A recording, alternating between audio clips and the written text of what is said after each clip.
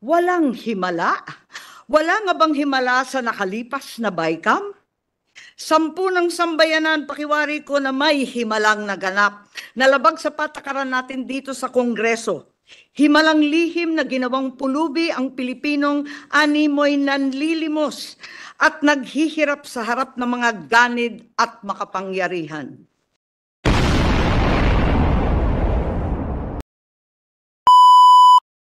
My dear colleagues in the Senate, for only the second time in my entire 6 years in this chamber, I am compelled to rise on a matter of personal and collective privilege today to express my grave disappointment over the process by which this body ratified the 2025 Bicameral Conference Committee report and my utter and complete dismay over what the Congress has submitted as the budget of the Republic for the year 2025. Paumpisa ngayon ang piyesta ng pelikula, ang Metro Manila Film Festival. Ngunit ang umaalingaw-ngaw sa aking isipan ay ang dating sigaw, walang himala? Wala nga bang himala sa nakalipas na BICAM? 10 ng sambayanan, pakiwari ko na may himalang naganap. Nalabag sa patakaran natin dito sa Kongreso. Himalang lihim na ginawang pulubi ang Pilipinong animoy nanlilimos at naghihirap sa harap ng mga ganid at makapangyarihan. Maging ang ating Pangulo, aking kapatid, ay nagduda na at nagpapasalamat ako na kaninang umaga ipinagpaliban muna ng palasyo ang pagpirma ng 2025 budget sa Biyernes, ika-20 ng Disyembre. Sila rin kaya, tulad ko ay nagtatanong, wala bang himala? Babalangkasing ko ang mga pangyayari. 22 July 2024, the President submitted the proposed national budget to Congress, the NEP. August 15, 2024, the Senate began conducting budget hearings at the subcommittee level. As the Vice Chairman of the subcommittee charged with the budget of the DSWD, I conducted 2 hearings on the DSWD budget on 16 September 2024 and 14 October 2024. Brought by my experience last year when a certain ACAP was inserted into the DSWD budget and 12 billion was added to the COMELEC budget to allow the conduct of a plebiscite on a people's initiative. Yung malaking panlilin lang sa sambayanan na pirma na sa panahon din ng Kapaskuhan, pilit na isinagawa ng iilan like a thief in the night, ika nga. Lumiham pa ako sa aking Pangulo ng Senado sa pamamagitan ng ating Finance Chairperson, Senator Grace Poe, na natanggap ng kanilang mga opisina noong ika-5 ng Nobyembre 2024. Nakiusap ako sa kanilang gawing klaro ang bicameral conference at magkaroon ng diskusyon kasama ang mga miyembro ng Kongreso bago magsimula ang formal na pagpupulong sa BICAM. Dapat konsultahin muna mga Vice Chair ng Committee on Finance tungkol sa inimumungkahing pagbabago sa budget ng mga ahensyang nasa ilalim nila. Pati na rin ang mga malaking pagbabago sa GAB ay dapat pinag-uusapan ng mga miyembro bago ipasa. Na walang lihim, walang gulatan, higit sa lahat, walang himala. Sa hindi maalamang dahilan, wala akong natanggap na kahit anong tugon. Hindi pinakinggan ang aking pakiusap. A caucus among the senators was held on the 26th of November 2024. This would have been a good time to discuss the concerns that I and many of my colleagues had on the transparency of the BICAM process. To my disappointment, the budget was not even raised in the caucus. On November 28, 2028, the first bicameral conference meeting was finally conducted. Senator Bato de la Rosa manifested that before the members of the BICAM be asked to sign the BICAM report, they must first be given enough time to read it over and over again and check everything para hindi naman tayo magmukhang tanga after signing. Senator Grace Poe acceded to his request. Notwithstanding the request of Senator Bato and the agreement thereto of Senator Poe, no BICAM report was given to me and many, if not most of my colleagues before the date designated for the signing of the BICAM report. Dumating ang ika-11 ng Disyembre, ang petsa ng pangalawa at huling BICAM meeting. Uulitin ko po, ang ikalawa at huling meeting nitong BICAM na ito. Minabuti kong hanapin ang mga papeles at dokumento bago sana magsalita at magbigay ng anuman reaksyon. Ngunit sa kasamaang palad, hanggang ngayon lahat kami ay nangangapa sa dilim. Walang mga detalye o paliwanag, ni walang konkretong numero. Ang tanging hawak ko ay ilang datos ng DSWD na tila nilapastangan, sabay ang PhilHealth, sabay na rin ang DepEd. Kaya't sa kabila ng pagnanais kong makisama, hindi ako pumipirma sa kahit anong papel hinggil sa BICAM report na yan. At nagsusulong magbawas ng pera sa mga lehitimong proyekto para lamang ipasok ang akap, lakihan ng labis-labis ang MAIP, at pagpiestahan ang DPWH. Paano naman ako pipirma sa blankot kulang-kulang na papel? The majority of the Senate contingent signed the signature page of the BICAM report. However, several of the senators soon refused to sign the rest of the report when they saw the drastic and inexplicable changes reflected therein. It was only at 6:14 p.m., much later that day, that my office finally received through an email, apparently a signed copy of the BICAM report. At approximately 8:20 p.m., members of the Senate purportedly ratified the BICAM report viva voce of the 2025 General Appropriations Bill. Uulitin ko po, purportedly ratified. Malaking himala. Sabi nga nung dekada 70, ayos na ang buto-buto. Nakakalungkot ang nangyayaring ito. And we should all be disheartened by the manner our BICAM was conducted, by the means the BICAM report was ratified. It is, after all, a very important, perhaps the single most important piece of legislation we pass each year. Isang yumaong miyembro ng Senado ang nirerespeto ng lahat na si Senator Dominador Aytona, anak ng Bicol. Once defined the national budget, the General Appropriations Act, as the economic program of government designed for the people's benefit in numbers and figures rather than words and letters. This week, the greatest power of the legislature, the power of the purse, has been trivialized and wantonly squandered. Ito ba talaga ang BICAM report? Ang programa ng gobyerno para sa sambayang Pilipino na hirap na sa buhay? O para sa kapakanan ng iilan lamang? I also attempted to obtain a CCTV footage of the reported ratification of the 2025 BICAM report. For some incomprehensible reason, the Senate Secretariat refused to oblige, alleging that a non-existent data privacy regulation prohibited my being provided a copy. They seem to forget that sessions in the Senate are public and are even live-streamed nationally. Nonetheless, the transcript reveals that the viva voce voting was conducted. Did we bother to ascertain how many senators were actually present on the floor at the time? I certainly was no longer there, and so many other senators had determined to depart. Would it have hurt to check if, as a parent, on so many other online videos, there were a mere 13 members present? As already pointed out, some of the members of the Senate only signed the signature page. After years as the Appropriations Vice Chairman for the opposition in the House, I know that it is custom and tradition as well in the Senate to sign each and every page. And since some of the senators, having never seen the BICAM report until that instant, refused to sign all the pages in the Senate copy of the BICAM report, would it not have been prudent to determine why did they refuse before proceeding to ratify it? Napirmahan nga ba ito? O isa na namang himala ang buo, kompleto, kada pahinang pagpirma ng mga senador natin? More disturbing is the fact that the BICAM report was ratified even though at the time there was no final version of the 2025 GAB report. Is it not the BICAM report that was supposed to embody all the changes that the bill had undergone during the BICAM conference? How can the BICAM committee release a BICAM report for the 2025 GAB when the actual 2025 GAB was still being finalized? Sunod-sunod, linuluto pa. At walang patid ata itong kababalaghan.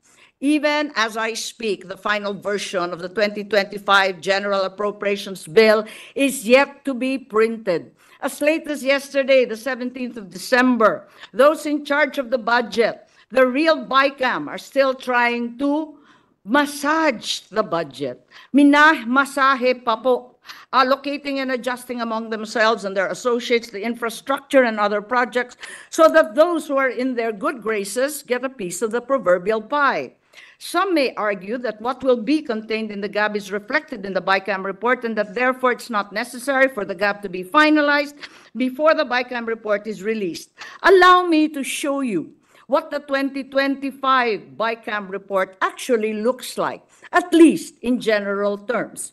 As an example, the DPWH budget has now bloated to a 1.113 trillion. The BICAM report shows that a total of 350,483 was added, while 61.834 was deducted, resulting in a net increase of 288.65 from the BICAM bill. In the summary report, there is a mere single line as an explanation for this massive increase, simply stating various infrastructure projects. This runs counter to our rules. You and I know that under Rule 12, Section 35 of the Rules of the Senate, the committee report must contain a detailed and sufficiently explicit statement of the changes or amendments to the subject measure. The same section also provides there must be a comparative presentation of the conflicting House and Senate provisions and a reconciled version thereof, along with explanatory statement of the BICAM. Instead of that detailed explanation and comparative presentation demanded by our rules, we only got various infrastructure projects. VIPs pala. VIPs meaning very important persons. Sino-sino kaya sila? Gaya na sambit ko, hinihimay pa ang himala. Pero para sa ilang mga VIPs. Real talk, can anyone in this chamber, this August chamber, ascertain what are these infrastructure projects by just looking at the BICAM report? Can any of us determine what is included and comprising the additional 350 additional funding to DPWH, as well as the projects and programs defunded as part of the 61.834 reduction?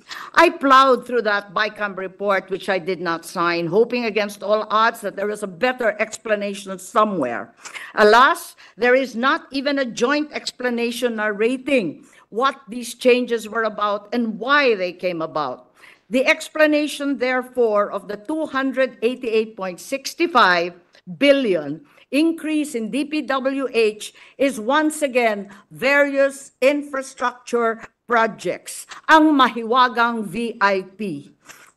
Ang hinihimala pa nga, very important persons, very important party lists kaya. When we were asked to sign the BICAM report, did any one of us have any idea what specific projects were being funded? If our job is to decide which programs or projects are funded, then we are remiss in fulfilling our obligations by approving a BICAM report that explains the 288.65 billion increase in DPWH with just 3 miserable words. Habang masusing sinusuri ng ating mga kababayan ang bawat detalye ng kanilang resibo sa grocery, ang bill sa kuryente para tiyakin tama ang bawat sentimo kanilang binabayaran, tayo naman dito sa Senado ay tila kontento ng pumayag sa 288 bilyong dagdag gamit lang ang 3 matalinhagang salita, VIP, various infrastructure projects. Sa totoo lang, ginagawa pa ba natin ang ating trabaho?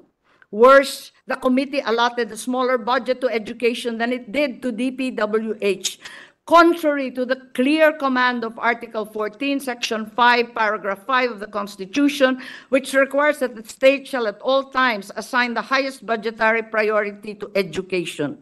Far from addressing the learning crisis and the decreasing digital divide, the BICAM cut 11 billion from the budget of DepEd, including 10 billion from the proposed computerization program.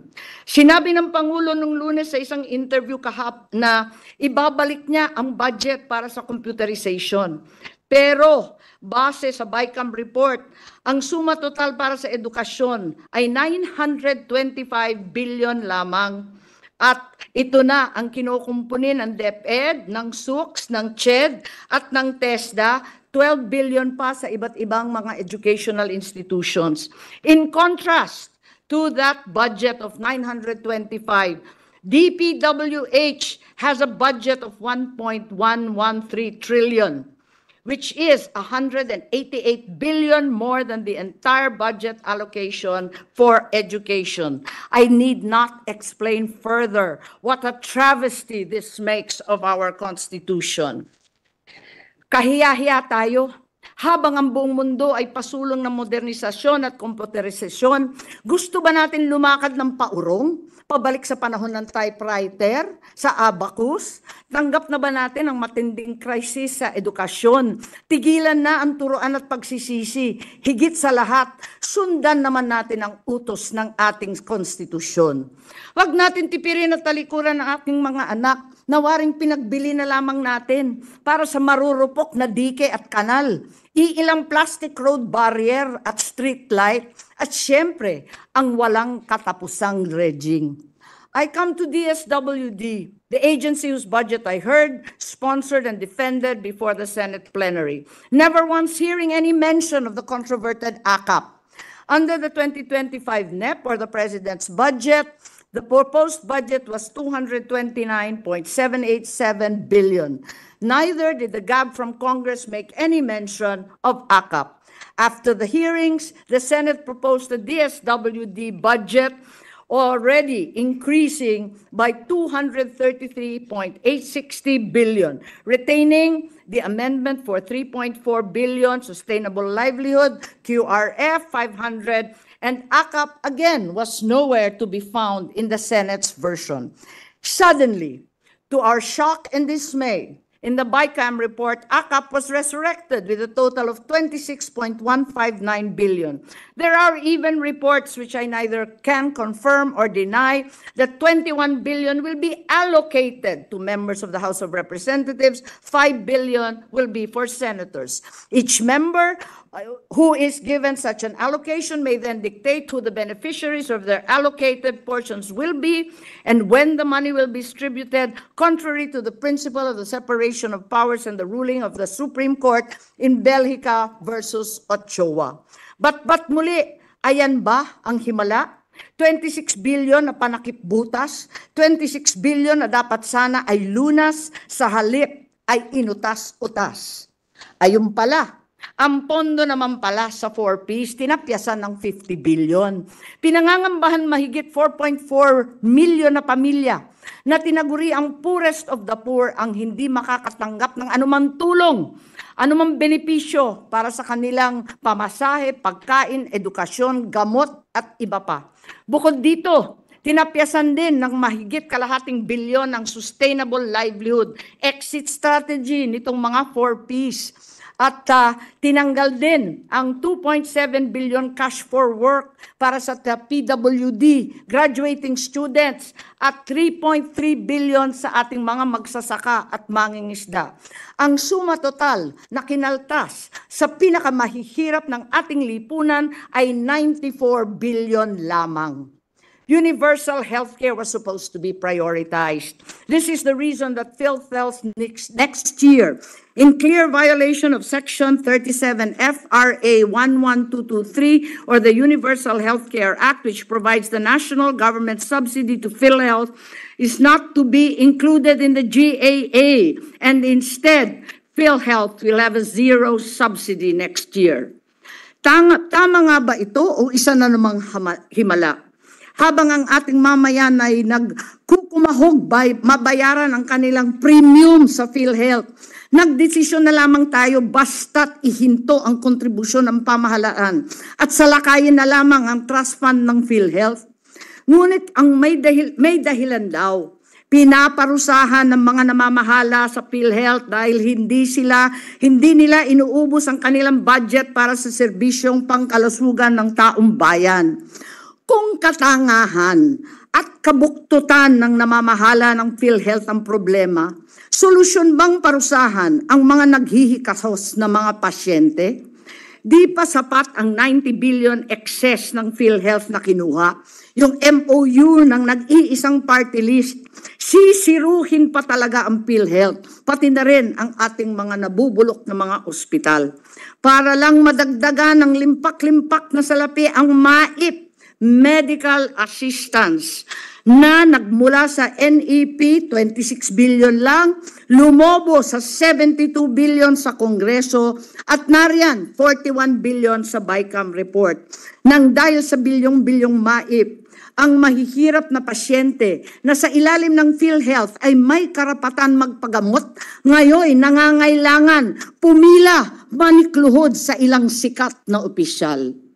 Ang pambansang budget na walang alokasyon para sa kalusugan ay parang pandemya.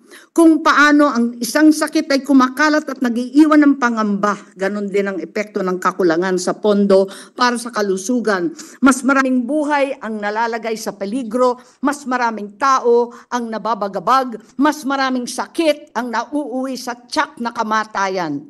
And all that bravado and tough talk on defending the West Philippine Sea, please, it's all clearly just for show.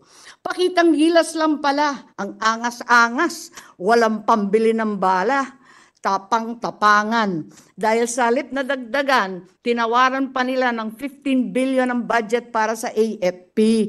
Maliit na nga kung tutuusin ng 50 billion, pero ngayon 35 na lang. Dinamay pa ang pensyon ng mga retiradong sundalo. Wala pa pensyon ng ating mga empleyadong nagserbisyo sa ating pamahalaan ng dekada-dekada. Wala ba talagang himala? The drastic cuts in priority programs and the realignment to unnamed, mysterious infrastructure VIP projects, as well as the politicized social protection, will be perceived in a brutal election year as simply vote buying. Where are the gap priority projects of the President from the 2024 SONA? Where is the Ilog-Pasig rehab, the 20-kilometer New Clark City access road, the PNR Bicol line, the expansion of the passenger terminal in General Santos, the Bicol International Airport? Have they been lost to patronage and to influence? Where is the Pangil Bridge, the Gicam Bridge, the Matibog-Maridagao Irrigation Project, the Cabarwan solar-powered pumps in Quirino, Isabela? Did they make the cut? Various infrastructure projects. Sino yung mahihiwagang VIP na nagmamay-ari ng 1.1 trillion ng DPWH? We are making beggars of our citizens, improving healthcare, and allowing PhilHealth to expand its services. It's zero subsidy today. Requires the poor to grovel for guarantee letters from politicians with programs such as MAIP to indigent patients. Instead of uplifting 4.4 families of 4Ps from poverty and desperate need, they must now beg for AKAP. Instead of a comprehensive national flood control system in the world's most vulnerable country to climate change, we are victim yet again to those VIPs. Our desperation knows no measure. Nanawagan na ako sa aking kapatid, ang ating mahal na Pangulong Bongbong, na kung mahina ang aking boses mag-isa, ngayon nawa ay marinig mo ang sama-samang sumamon ng taong bayan. Hindi kailangan pang umabot sa veto, kundi ibalik na lamang sa BICAM tulad ng nangyari sa Magna Carta ng seafarers, ang anti-agricultural smuggling at iba't iba pang mga panukala. Huwag na munang pirmahan hanggat di pa nasasaayos muli nating mga mambabatas. Kahiya-hiya ito. Sa aking mga kapwang mambabatas, hindi pa huli ang lahat. Ang pagpapaliban ng Pangulo ng pagpirma ay hindi lamang pagbibigay ng pagkakataon sa mga mambabatas na itama ang maling gawain. Ito rin ay pagkakataon para sa administrasyon na iwasto ang mga kaalyado at bigyan ng limitasyon ng mga gampanin ng sang-ayon sa batas. Mahal kong mga senador, may pagkakataon pa tayong ibalik di lamang ang pondo sa wastong proyekto, kundi ibalik rin ang yinurakan dignidad at dangal ng bawat Pilipino. Maari pa natin talikdan ang ambisyon at bumalik sa linya ng serbisyo ng walang halong pamumulitika. Opo, eleksyon na sa susunod na taon. Tatakbo ako. Ngunit kung magpapadalos-dalos tayo rito, ang epekto ay pangmatagalang panahon. Alam ko po, ilang araw na lamang Pasko na. Ngunit hindi pa rin natin pinapahupa ang usapin dahil ang mga sikmura ng mga nangangailangan ay hindi naman nagbabakasyon. Ang mga kapuspalod ay walang selebrasyon. Gawin natin ang tama, ibigay ang nararapat sa karapat-dapat. Hindi ito aginaldo ngayong Pasko dahil yun naman ay para talaga sa kanila. Ang pagtulong ng walang masamang motibo ay regalo natin sa ating kapwa Pilipino. At ang paggawa ng tama ay ang pinakamagandang regalo natin sa ating sarili. Maligayang Pasko po sa ating lahat. Thank you, Senator Marcos. Majority